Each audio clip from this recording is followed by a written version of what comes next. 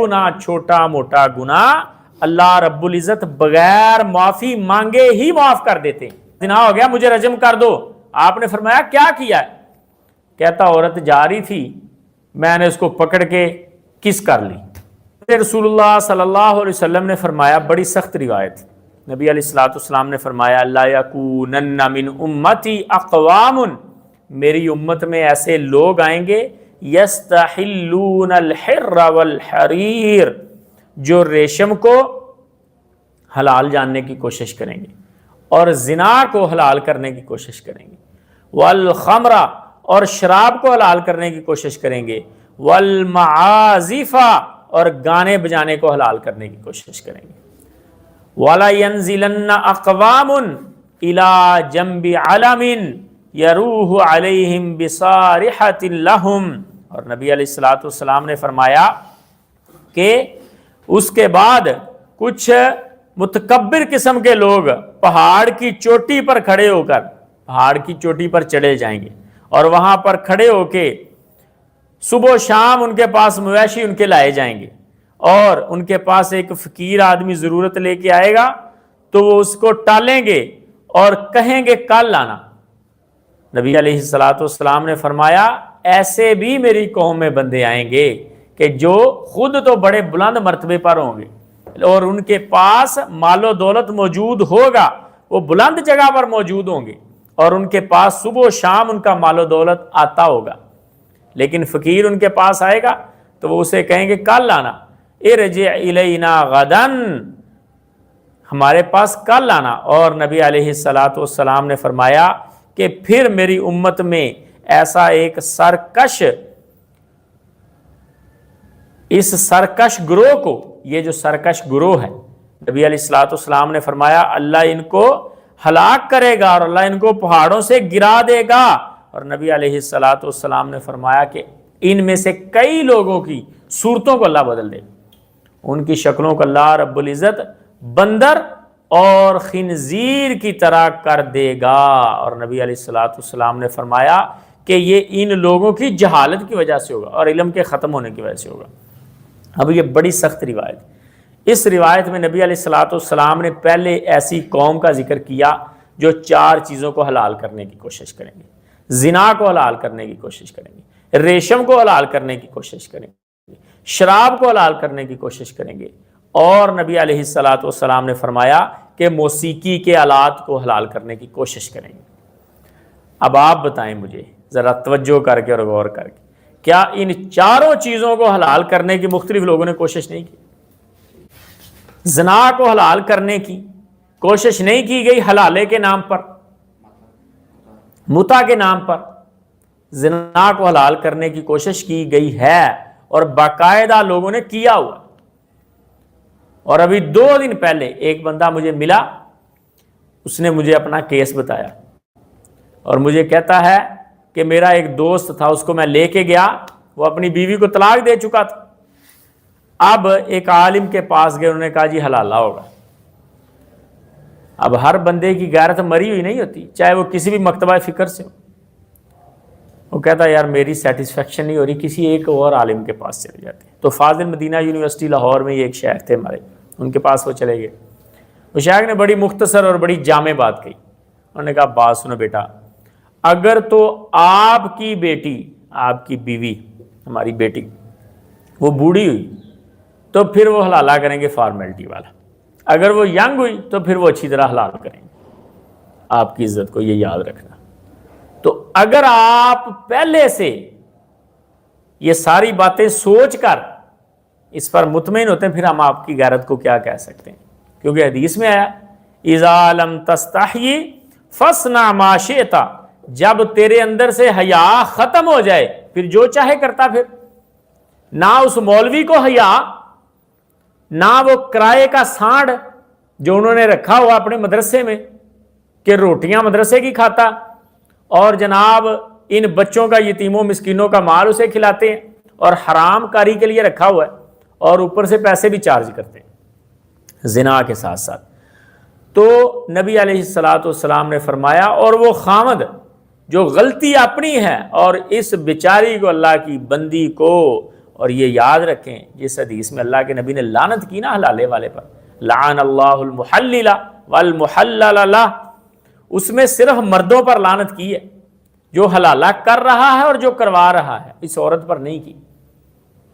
حالانکہ زنا تو اس عورت کا بھی ہو رہا ہے، لیکن عموماً یہ ہوتا ہے کہ عورت اس پر راضی نہیں ہوتی، حیا ہوتی ہے، غیرت ہوتی ہے۔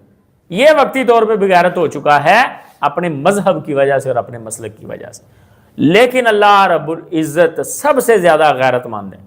اللہ رب العزت کو یہ بغیرتی گوارا نہیں ہے، اور اللہ رب العزت نے فرمایا لعن اللہ المحلل، حضرت رسول اللہ نے فرمایا کہ اللہ کی لعنت ہے حلالہ کرنے والے پر اور کروانے والے پر۔ لیکن علماء کہتے ہیں کہ اگر یہ عورت بھی ساتھ ملوث ہے اور مطمئن ہے جو کروا رہی ہے اس پر، تو پھر یہ بھی ملعونہ ہے۔ یہ بات یاد رکھیں، حلالے کے نام پر، متے کے نام پر، اور حلالہ سینٹر بھی موجود ہیں اس وقت پاکستان میں، متا سینٹر بھی موجود ہیں کہ آپ جائیں کراچی میں، اور متا سینٹر مدارس کے ساتھ، شیعہ مدارس کے ساتھ متا سینٹر موجود ہیں کہ آپ وہاں پر پیسے دیں حق مہر کے نام پر، اور متا اویلیبل ہے۔ یہ زنا ہے، اور زنا کو حرام چیز کو حلال کرنے کی کوشش اسلام میں کی گئی۔ ایسی ریشم کو حلال کرنے کی کوشش کی گئی مردوں کے لیے، عورتوں کے لیے ریشم تو آلریڈی ہے ہی حلال نا، تو ریشم کو بھی مردوں کے لیے حلال کرنے کی کوشش کی گئی ہے مختلف طریقوں سے، اور شراب کو مختلف چیزوں کے ناموں پر۔ مفتی کبھی آپ نے دیکھ لیا نمونہ چلتا پھرتا کہ اس نے باقاعدہ دلائل دینے کی کوشش کی ہے شراب کی حلت پر، اور بڑے افسوس کی بات کہ اسے بڑی آسانی سے وہ دلائل فقہ حنفی سے مل گئے۔ یہ کوئی ایسی بات نہیں ہے کہ اسے بڑا اس کے لیے تودو کرنی پڑی ہے، بڑی آسانی سے فقہ حنفی کے اندر سے دلائل مل گئے ہیں کہ انگور والی حرام نہیں ہے، فلاں بھی حرام نہیں ہے، فلاں بھی حرام نہیں، وہ حلال ہے۔ صرف اللہ کے نبی کے دور میں جو چلتی تھی مدینہ میں وہ حرام، اور اس نے اس کو دکھا کے اس نے ثبوت کے ساتھ کہا کہ میں اس لیے پیتا ہوں۔ تو صاحب جہاں جہاں دین چھوڑیں گے، جہاں جہاں انسانوں کی باتوں کو، عام لوگوں کی باتوں کو آگے لے کے آئیں گے اللہ اور اللہ کے رسول کی بات سے، تب گمراہ ہوں گے، کیونکہ بات وہی ہے جو اللہ نے کہہ دی، حضرت رسول اللہ نے کہہ دی۔ بیسیکلی حضرت رسول اللہ کی بات بھی اللہ کی بات ہی تھی، وہ کون سی آپ کی اپنی طرف سے؟ جب عام لوگوں کی، کیونکہ عام بندہ بسا اوقات درست بات کرتا ہے اور بسا اوقات خطا کرتا ہے، اور گانے بجانے کے آلات کو حلال کرنے کی کوشش کی گئی، نعتوں میں استعمال کر کے مسجدوں میں موسیقی کو لایا گیا حلال کرنے کے لیے، اور قوالیوں میں، اور اب جدید کچھ لوگ اٹھے ہیں جنہوں نے حلال ٹریک دینا شروع کر دیے کہ حلال ٹریک اٹھائیں جی میرے سے۔ عجیب منطق، حالانکہ میوزک ایک گناہ، اللہ کے نبی یا اللہ کے ذکر کے ساتھ اس کو مکس کرنا دوسرا گناہ، اور قوالی تو ہے ہی لعنت۔ قوالی گانے سے زیادہ سخت حکم ہے قوالی کا، یہ بات یاد رکھیں۔ گانا سننے والے کا ایک جرم ہوتا ہے کہ اس نے میوزک سنا ہے، حرام کام کیا ہے، توبہ ہے، لیکن قوالی سننے والے کے دو گناہ ہوتے ہیں، ایک تو موسیقی اور دوسرا قوالی کے اندر موجود شرکیہ باتیں۔ یہ بات یاد رکھیں۔ ہم دیکھتے ہیں نا صبح سفر کرنا ہو کسی علاقے سے لوکل ٹرانسپورٹ کے اوپر، وہ بڑی اچھی ابتدا کرتے ہیں۔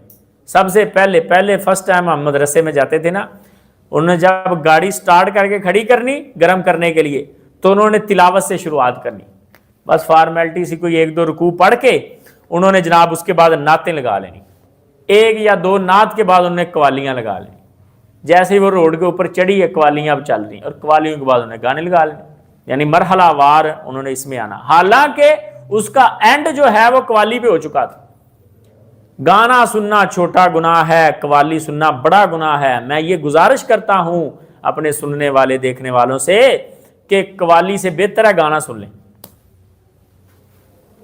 یار اس کی معافی تو ہے، بسا اوقات بغیر مانگے ہی اللہ معاف کر دیتا ہے گانا سنے کو۔ یہ بات بھی یاد رکھیں کہ معافی مانگنے کی ضرورت بھی نہیں پڑتی، کانوں آنکھوں کے گناہوں کو اللہ وضو سے ہی معاف کر دیتا ہے۔ حدیث میں ثبوت موجود ہے کہ نبی علیہ الصلوۃ والسلام کے پاس ایک صحابی آیا اور آ کے کہنے لگا حضور زنا ہو گیا، نبی علیہ الصلوۃ والسلام نے چہرہ دوسری طرف کر لیا، ادھر سے آ کہتا زنا ہو گیا، آپ نے ادھر منہ کر لیا، ادھر آیا کہتا میرا زنا ہو گیا مجھے رجم کر دو، آپ نے فرمایا کیا کیا ہے؟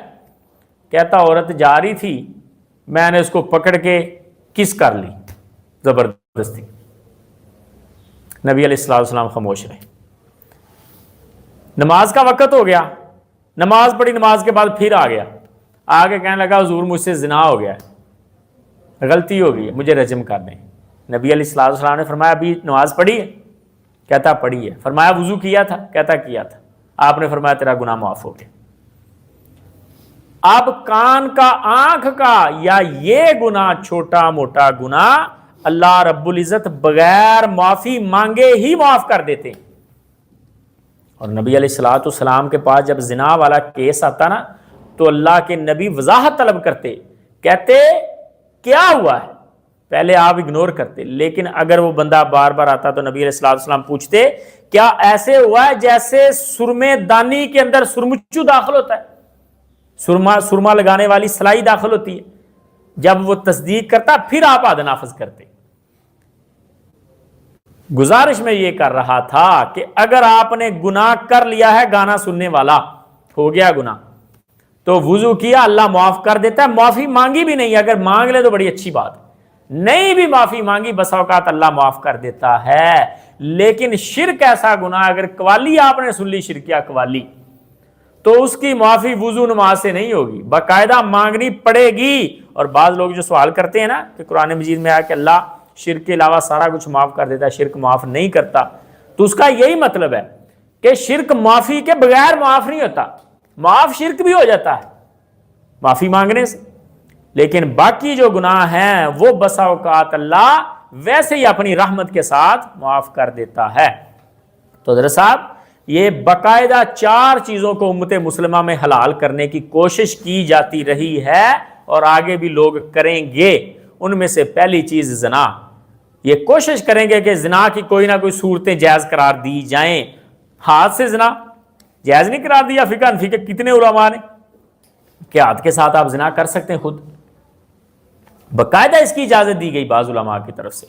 اور متع حلال کتنی صورتیں زنا کی جائز قرار دی گئی، اور ریشم، ایسے ہی شراب اور میوزک، یہ 4 چیزیں نبی علیہ الصلوۃ والسلام نے فرمایا کہ حلال کرنے کی کوشش کی جائے گی۔ اور جو علماء ایسا کریں گے، جو صاحب علم یہ کریں گے، یا اس جیسا دوسرا کام کہ پہاڑوں پر رہیں گے، مال وہاں پہ آ رہا ہے، کھا رہے مزے سے، کوئی مانگنے والا آ جاتا ہے اس کو کہتے ہیں کل لانا دیکھی جائے گی، تو نبی علیہ الصلوۃ والسلام نے فرمایا کہ اللہ ان کے چہرے کو خنزیر کے چہرے کے ساتھ اللہ رب العزت بدل دیں گے۔